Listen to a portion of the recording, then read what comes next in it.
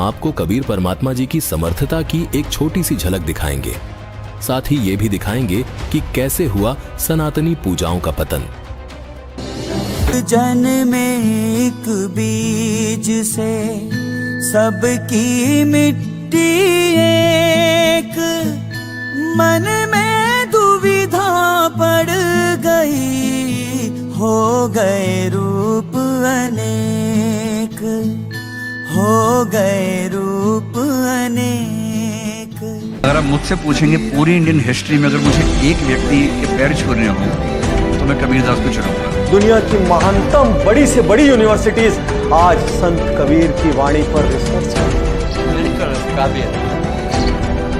कबीर का चमत्कार है कि वह हमें अपने दिल को प्याले की तरह खोलकर दिव्य प्रेम के लिए आमंत्रित करते हैं। यह बहुत ही सुंदर और प्रभावी तरीका है, क्योंकि यह सुखदायक है। वह प्यार जो हमें अपने माता पिता से भी नहीं मिला, तब हम फिर से अपने परम तत्व से जुड़ने लगते हैं। इसलिए मैं रोया। जब मैं यहाँ हूँ तो मैं काफी रो रहा हूँ। मैंने देखा दूसरे लोगों की भी आंखों में आंसू थे। तो आडंबर लोग जो चाहते हैं, आडंबर वाले, वो कबीर को कहते हैं कबीर ने हमारा नाश किया। कबीर ने आडंबरवाद के खिलाफ उठाई है, सनातन धर्म के खिलाफ कोई आवाज नहीं उठाई। वो ये बात कबीर की तारीफ में कह रहे हैं कि अगर कबीर नाम का व्यक्ति इस कलयुग में नहीं हुआ होता तो वेद, लोक और कलयुग तीनों ने मिलकर भक्ति को रसातल में पहुंचा दिया होता। अगर कलयुग में भक्ति बची है तो कबीर के कारण बची है, जो काशी का जुलाहा है। कहे कबीरा सुन ले रे बंदे, भटक मरो ना कोए, भटक मरो ना कोए। ऐसे ही लोगों में से एक जिनके जीवन में कबीर साहिब जी भगवान के पर्याय हैं। आइए सुनते हैं विश्व प्रसिद्ध पाकिस्तानी सूफीमय गुलाम फरुद्दीन अयाज अल हुसैनी जी को, जिनके जीवन का आधार ही कबीर जी हैं।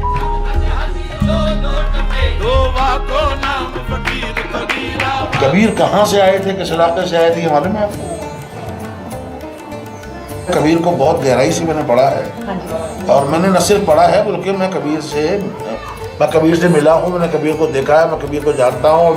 कबीर मेरा मजमून है, कबीर मेरा टॉपिक है, तो मैं कबीर के ऊपर कोई बार्गेनिंग करने को तैयार नहीं हूँ किसी से। कबीर जो हैं सिर्फ वाहिद हैं कि जो नंगी शमशीर है। कबीर ने कोई कंप्रोमाइज नहीं किया। कबीर ने जो देखा वो कहा, और जो सच देखा वो कहा, और सच के अलावा कुछ नहीं कहा। हद हद टपे सो औलिया और बेहद टपे सो पीर, हद हद टपे सो औलिया और बेहद टपे सो पीर, हद अनहद दोनों टपे सो वाको नाम फकीर कबीरा, वाको नाम फकीर कबीरा, वाको नाम फकीर। कबीर साहिब जी की वाणियों को संजोकर जो ग्रंथ बना उसको कबीर बीजक के नाम से जाना जाता है।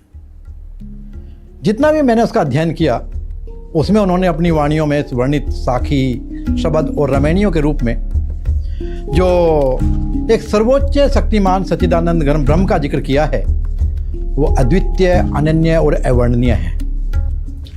दुनिया में जिसने कबीर को जिस रूप में भी जाना, कबीर जी उसी रूप में उसकी जिंदगी का आधार बन गए। वो साहित्यकारों के लिए कवि थे, सूफियों के लिए खुदा, संतों के भगवान थे, परंतु वे स्वयं अपनी वाणियों में सदैव जिस अनादि अनंत सर्वशक्तिमान पूर्ण ब्रह्म परमात्मा के बारे में दुनिया को चेताया करते थे, वे उससे दुनिया के सब लोग, मैं कहूँगा, अनभिज्ञ हैं। उस अलौकिक ज्ञान को उनके सिवाय दुनिया में कोई नहीं समझा पाया। जैसे उनकी एक वाणी है, एक राम दशरथ का बेटा, एक राम घट घट में लेटा, एक राम ने जगत पसारा, एक राम इन सब से न्यारा। चारों को छोड़ जो पंचम को ध्यावें, कहें कबीर वो हम तक आवे। तो ये जो पांचवें राम का जिक्र है, इस पांचवें राम का जिक्र साहेब कबीर के सिवाय दुनिया में कोई नहीं करता। इसका मतलब कोई ऐसा रहस्यमय तत्व ज्ञान अवश्य है जो कबीर साहिब के सिवाय इस धरती पर ना तो किसी के पास था और ना किसी के पास है। वो हिंदी के पहले जन कवि हैं, महाकवि भी कहना चाहिए। हिंदी भाषा को एक साहित्य का दर्जा दिलाने वाले सबसे बड़े कवि कबीर ही हैं, सबसे पहले कवि। उससे पहले हिंदी को लोक भाषा माना जाता था, लेकिन कबीर जैसे कवि ऐसे थे जिन्होंने हिंदी को एक साहित्यिक भाषा का दर्जा दिलाया। वह भी ऐसी भाषा में जो सीधी सरल भाषा थी, और वह भाषा ऐसी हो गई कि आप देखें कि बहुत सारे संप्रदाय उसको धार्मिक उपदेश की तरह ग्रहण करते हैं। यहाँ तक कि गुरु ग्रंथ साहब जैसी कृति में भी सबसे ज्यादा कबीर की वाणी। कबीर मेरी सिमरनी रसना ऊपर रामा, आद जुगादी सगल भगत ताको सुख विश्राम। कबीर की कविताई में, की शायरी में एक चुंबकत्व है, चुंबक वो खींचता है अपनी तरफ। ये कबीर की बहुत बड़ी खूबी है, और यही वजह है कि कबीर आज भी जिंदा है और न जाने कितने हजारों और लाखों साल भी जिंदा रहेंगे। इसी सफर के तहत हमारी खोजबीन में हमें एक पुस्तक मिली, कबीर परमेश्वर। पुस्तक का शीर्षक ही झकझोर देने वाला था। इसमें स्वयं कबीर जी को परमेश्वर बताया गया है। 14वीं शताब्दी से लेकर 21वीं शताब्दी तक 600 वर्षों के इस कालखंड में हमें किसी भी व्यक्ति की ऐसी कोई रिसर्च नहीं मिली जो सार्वजनिक तौर पर कबीर जी को भगवान बता रहा हो। लेकिन इस पुस्तक में विभिन्न प्रमाणों के साथ 100% कबीर साहिब जी को भगवान होने का दावा किया गया है। दरअसल इस पुस्तक में कबीर साहिब जी के बारे में जितना भी कुछ लिखा गया है वह मुझे भी आश्चर्यचकित करता है।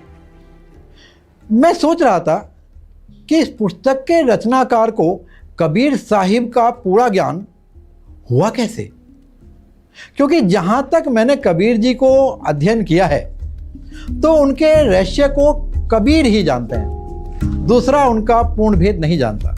तो कबीर की नॉलेज आपको यूनिवर्सिटी से नहीं मिल सकती।